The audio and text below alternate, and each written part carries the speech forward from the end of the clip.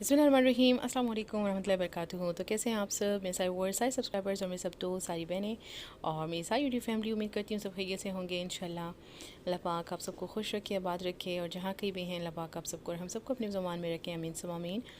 तो आज के जो व्लॉग हैं, जैसे कि आप लोग देख रहे हैं कि हम लोग फाइनली हमारी पैकिंग हो गई थी। हम लोग एक दिन बाद जा रहे थे, यानी कि लेकिन उसके बाद ये हुआ कि 9 जून को, क्योंकि फ़्लाइट्स सारी मतलब कैंसिल हो रही थी और मदीना एयरपोर्ट, जिद्दा, ताइफ और दूसरा कौन सा था, यम्बो का, ये सारे जो एयरपोर्ट है वो सारे बैन हो रहे थे 9 जून को। तो बस इस वजह से हमें इमरजेंसी में 7 को ही निकलना पड़ा और 7 तारीख़ को यकीन माने कि 6 तारीख़ को मैंने सारी पैकिंग की और सारा सामान पैक किया, जो घर का सारा सामान था गाँव भेजने के लिए, वो सब कुछ पैक किया। पूरा दिन यकीन माने मैंने मतलब शायद ही एक दफ़ा पानी पिया हो, क्योंकि बहुत ज़्यादा मसरूफ़ थी मैं, बहुत ज़्यादा काम था। सारी छोटी बड़ी चीज़ों को फाइनली पैक करना, उनको स्टैंड में रखना, उसके बाद सारे काम करना, बच्चों के अपने और बाकी बैग्स की पैकिंग थी, सब कुछ था। जो ले जाने वाली चीज़ें थी उनको पैक करना बहुत ज़्यादा मुश्किल हो रहा था मेरे लिए। तो लेकिन फिर भी अल्लाह पाक ने मदद की अल्हम्दुलिल्लाह और सारी चीज़ें पैक हो गई थी। और लेकिन ये था कि चीज़ें तो जैसे कि मैंने पहले बताया कि बाद में हम लोग जाने वाले थे, यानी कि 8 तारीख़ को जाने वाले थे, लेकिन वो एक दिन पहले की ही टिकट्स हो गए, क्योंकि 8 के डेट में जो जो भी मतलब फ़्लाइट्स थे वो सारी कैंसिल हो गई थी। सारी इनकी सारी जो फ़्लाइट्स थी वो सब कैंसिल हो गई थी। फिर हमें मजबूरन जो 7 तारीख़ की टिकट थी वो हमें करनी पड़ी। फिर ये हुआ कि वो 7 तारीख़ की टिकट भी यकीन माने 7 तारीख़ शुरू हो गई थी। 2 बजे, रात के 2 बजे टिकट्स कंफर्म हुई हैं। उसके बाद मेरे हस्बैंड ने कहा कि आप लोगों को सुबह बिल्कुल 8 बजे आप लोगों ने मतलब एयरपोर्ट में आप लोग को होना चाहिए। आप लोग सुबह 8 बजे एयरपोर्ट में होंगे और मतलब वहाँ से फिर सामान का जमा करना होता है, सब कुछ होता है, तो जल्दी से आप लोग ने जाना है। तो बस सारी चीज़ें पैकिंग वगैरह सब कुछ तो कर लिया था, बहुत थकी हुई थी। बच्चों के काम थे, अपने काम थे और बैग्स को सब कुछ पैक करना और एक साथ रखना कि ये चीज़ें ले जानी है, डॉक्यूमेंट्स वगैरह जो सब कुछ था। तो बहुत ज़्यादा मतलब मैं बयान नहीं कर सकती, मैं बहुत ज़्यादा थक गई थी, अकेली थी। तो बस ये अच्छा हुआ कि बस मेरी एक जेठानी उन्होंने मेरी हेल्प की। तो बस हम दोनों ने बस मिलके थोड़ा बहुत जो बड़ा सामान था वो मतलब अच्छे से पैक किया, उसे अच्छे से बांधा रस्सियों से, या जो भी पार्सल्स वगैरह थे उनको अच्छे से पैक किया। तो बस फिर सारी चीज़ें जो पैक हो गई थी, फिर हम लोगों ने यानी कि सैन में रख दी तैयार करके, कि बस मतलब जब भी जो गाड़ी आएगी ले जाने के लिए, सामान ले जाने के लिए, फिर वो लोग खुद ही आदमी लोग होंगे तो वो खुद ही मतलब रख लेंगे। और मुझे तो बस जल्दी भी थी, क्योंकि टाइम नहीं था मेरे पास। रात के 2 बजे ही टिकट्स बस कंफर्म हो गई थी सारी, यानी कि सब कुछ कंफर्म हो गया था।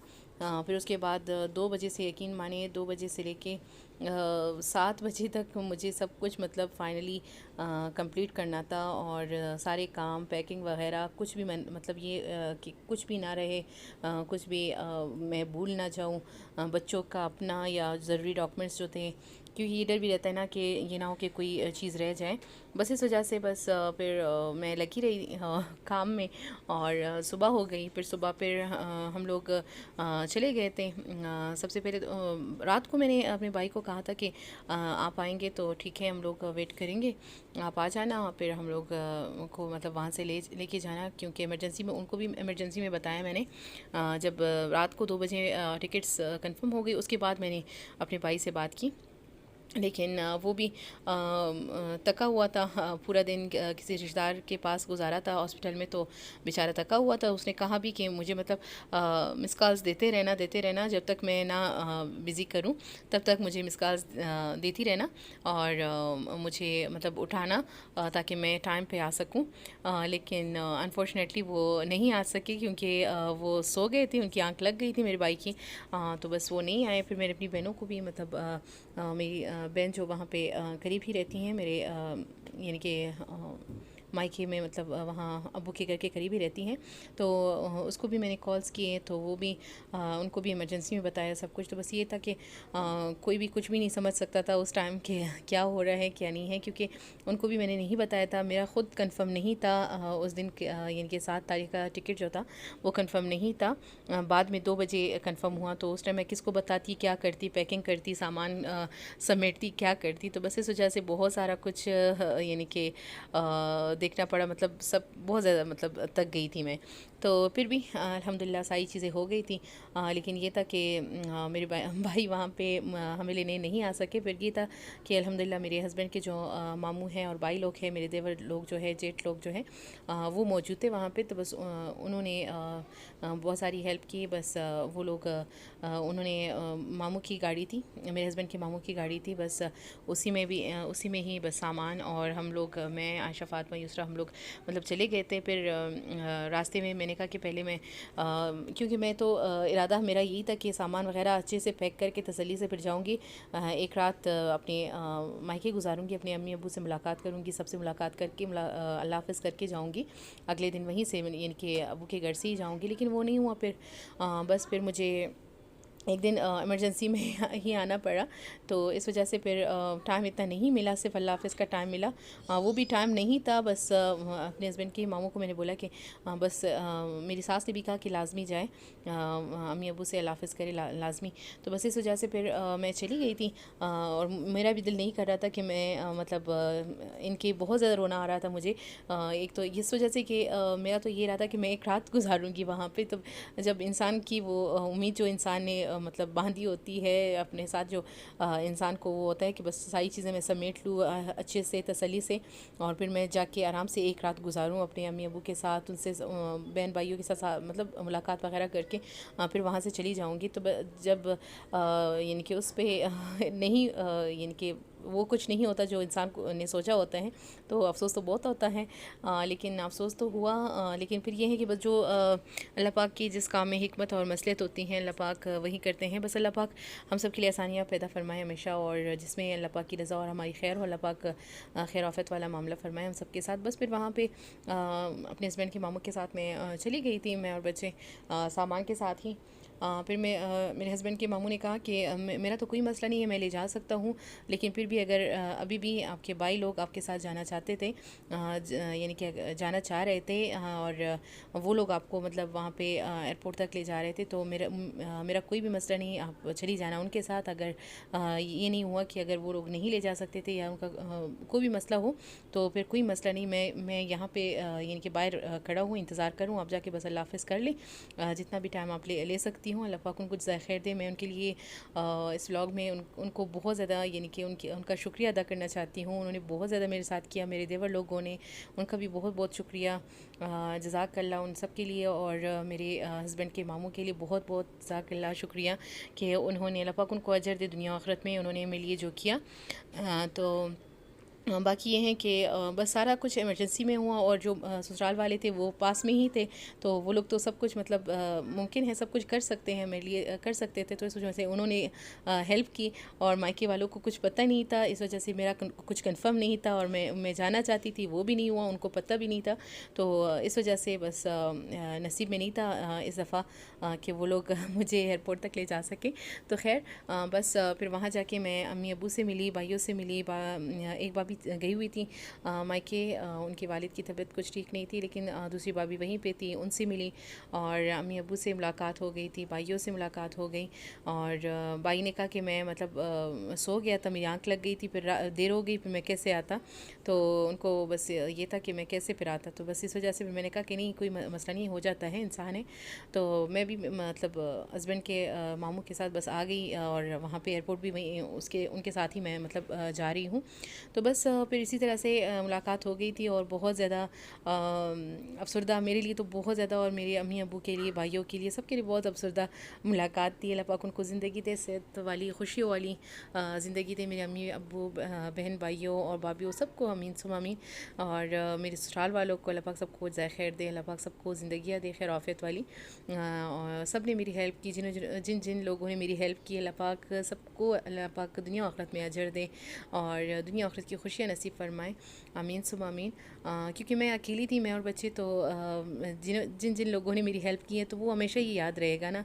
और मुश्किल वक्त में जो भी काम आए तो वो तो भूल ही नहीं सकता इंसान को, ये तो है। तो इस वजह से आप लोग के साथ भी ये सब कुछ शेयर करना चाहती थी। और बाकी अभी तक मैंने आप लोग को नहीं पता है कि मैं कहाँ जा रही हूँ, हम लोग कहाँ पे जा रहे हैं। तो हम लोग मैं माज़रत चाहती हूँ, मैं शुरू में ही बताने वाली थी, लेकिन क्या हुआ कि मैं भूल ही गई कि हम लोग कहाँ जा रहे हैं। हम लोग वापस खैर ऑफिस से इंशाल्लाह मदीना ही जा रहे हैं।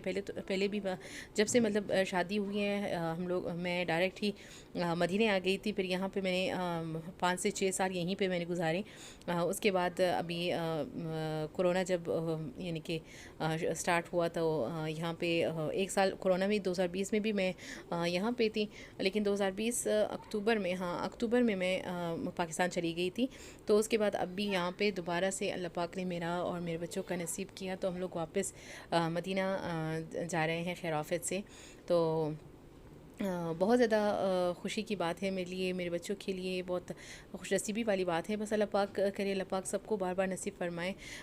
वहाँ पे भी यानी कि मेरे हस्बैंड का वहाँ पे काम नहीं था, क्योंकि मेरे हस्बैंड यहाँ पे सऊदीया में ही काम करते हैं, मदीने में ही काम करते हैं, तो यहीं पे ही काम था। तो वहाँ पे कोई काम मतलब हर एक काम जो है, हर एक बिज़नेस जो है बहुत मुश्किल से बनता है।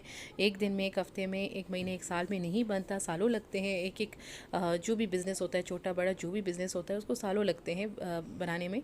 तो बस ये है कि और फिर बंदा जब जिस काम में बंदा माहिर हो जाए, फिर उसी में ही बिज़नेस कर सकते हैं, वही काम ही कर सकता है।